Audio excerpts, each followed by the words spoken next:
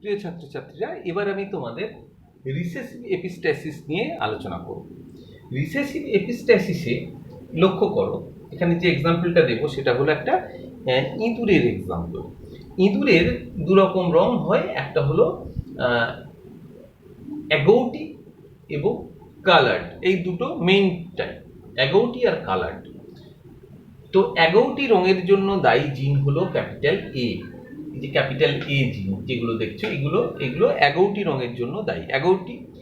অ্যাগৌটি হচ্ছে একটু ডোরা ডোরা হয়, লোমগুলো, ইঁদুরের লোমগুলো একটু ডোরা টাইপের রং, ছিটছিট হয়। আর কালার্ড হচ্ছে ক্যাপিটাল সি জিনের জন্য দায়ী।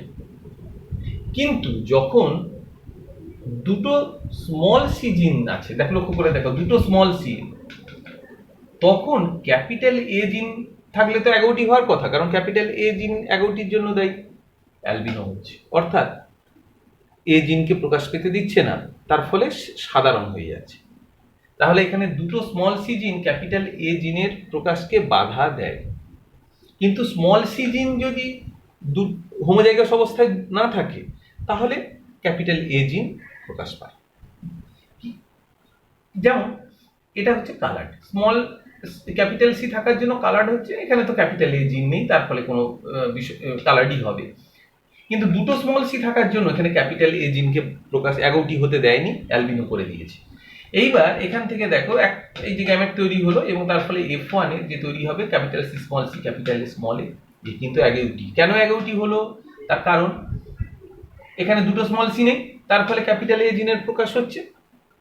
এখানে সি জিনের কিন্তু আর প্রকাশ পাবে না, ক্যাপিটাল এ জিনই প্রকাশ পাবে। যদি এটা ক্যাপিটাল থাকে, এর জিন আর প্রকাশ পাবে না, কারণ এটা সি জিনকে এ জিন প্রকাশ পেতে দেয় না, এর কালারই প্রকাশ পায়, অ্যাগৌটির কালার। এইবার F2 তে এই কম্বিনেশনগুলো তোমরা যেমন F2 জনুতে দ্বিসংকর জননের কম্বিনেশন করলে যেমন হয়, সেটা সেইভাবেই কম্বিনেশন করলে।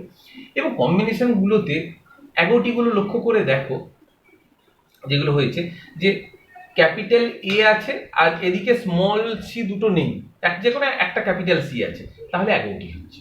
ক্যাপিটাল এ সব দেখো ক্যাপিটাল সি আছে, ক্যাপিটাল এ একটা capital C, capital A capital C আছে, ক্যাপিটাল এ ক্যাপিটাল সি আছে, ক্যাপিটাল এ ক্যাপিটাল সি আছে, এখানেও ক্যাপিটাল এ ক্যাপিটাল সি আছে, capital A capital C, capital এ।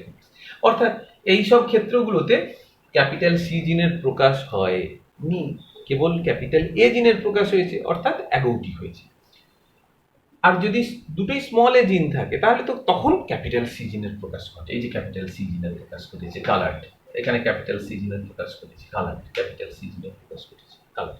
কিন্তু দুটো স্মল সি জিন যদি হোমোজাইগাস অবস্থায় থাকে, তাহলে ক্যাপিটাল এ অর্থাৎ অ্যাগৌটি জিনকে প্রকাশ পেতে দেয় না, ফলে অ্যালবিনো হয়ে যায়। এই যে অ্যালবিনো, ক্যাপিটাল এ জিনকে প্রকাশ পেতে দেয়নি, দুটো স্মল সি থাকার জন্য অ্যালবিনো হয়েছে।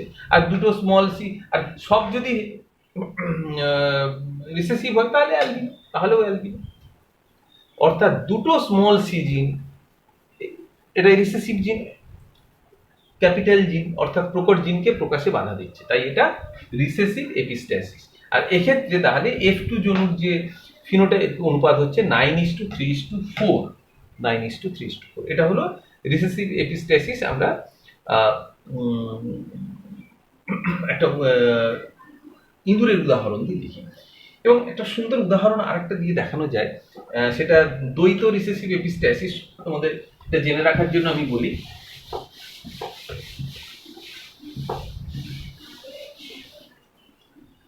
ধরা যাক capital A capital A capital B capital B, এটা হচ্ছে একটা স্বাভাবিক মানে স্বাভাবিক মানুষ, ধরো কথাও বলতে পারে এবং শুনতে পায়।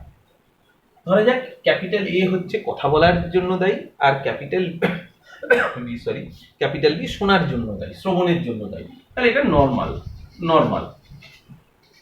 স্মল এ স্মল বি, এরা কথা বলারও জিন নেই, ডমিন্যান্ট জিন নেই, এবং শোনারও ডমিন্যান্ট জিন নেই। তাহলে এরা কি হবে? বোবা এবং কালা। তাহলে ডিফ অ্যান্ড ডাম, আমি ডিডি লিখছি, ডিফ অ্যান্ড ডাম, অর্থাৎ বোবা কালা হয়। এখান থেকে capital A capital B gene, capital small A small B, তাহলে এখানে হবে capital A small A capital B small B. তাহলে এটা কি হবে? স্বাভাবিক, নর্মাল, নর্মাল সন্তান হবে, শুনতে পায়। এইবার এগুলোর কম্বিনেশন করলে আমরা কি কি পাবো? আমি আর ছক করছি না।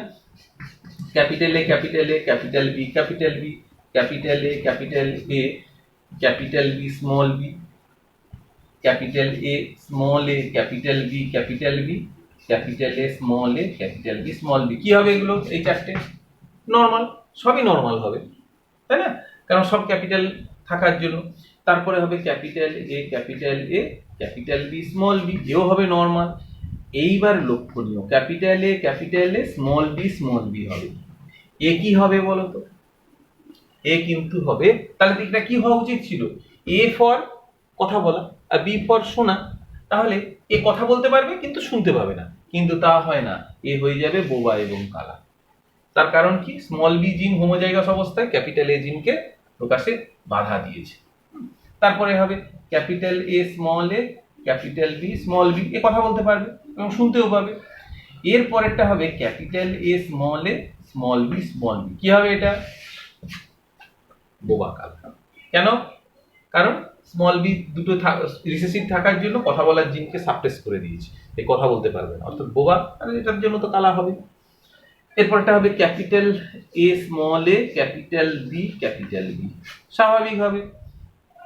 Capital A capital B small B, স্বাভাবিক হবে।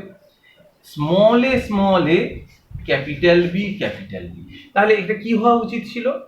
কথা বলতে পারবে না কিন্তু শুনতে পাবে, কিন্তু তা হবে না, এও হবে বোবা কালা। কারণ দুটো স্মল এ জিন অর্থাৎ রিসেসিভ জিন এখানে প্রকট জিনকে বাধা দান করেছে, প্রকাশ পেতে দেয়নি। তার ফলে স্মল এ দুটো হওয়ার জন্য তো কথা বলতে পারবে না, এও শুনতেও পাবে না, অর্থাৎ এও হবে বোবা কালা হবে। আচ্ছা, তারপরেটা হবে small A capital B small B, এও একই কারণে বোবা কালা হবে। আবার দেখতে পাবো, আবার ধরো capital A capital B small B, স্বাভাবিক হবে। এখানে হবে ক্যাপিটাল এ স্মল বি কি হবে? বোবা কালা। কথা বলা উচিত ছিল কিন্তু বোবা কালা হবে। এটা হবে small A capital B small B, কি হবে? এও হবে বোবা কালা। আর এটা হবে স্মল এ স্মল বি এও বোবা কালা। অর্থাৎ 1 2 3 4 5 6 7 মানে 9:7 এই অনুপাত হবে F2-তে। এক্ষেত্রে এটা হচ্ছে দ্বৈত এপিস্ট্যাসিস। এক্ষেত্রে যে এক্সাম্পলটা ছিল একমুখী, মানে একটা শুধু স্মল সি বাধা দান করেছে, স্মল এ বাধা দান করেনি। এক্ষেত্রে উভমুখী হয়েছে। স্মল এ যেমন এর ক্যাপিটাল বি কে বাধা দিয়েছে, তেমনি স্মল বিও ক্যাপিটাল এ কে বাধা দিয়েছে। এটা দ্বৈত রিসেসিভ এপিস্ট্যাসিস। এটা বোবা কালার এক্সাম্পল। এক্ষেত্রে অনুপাত হয়ে যাবে 9:7। আশা করি তোমরা এপিস্ট্যাসিসটা আজকে বুঝতে পেরেছো।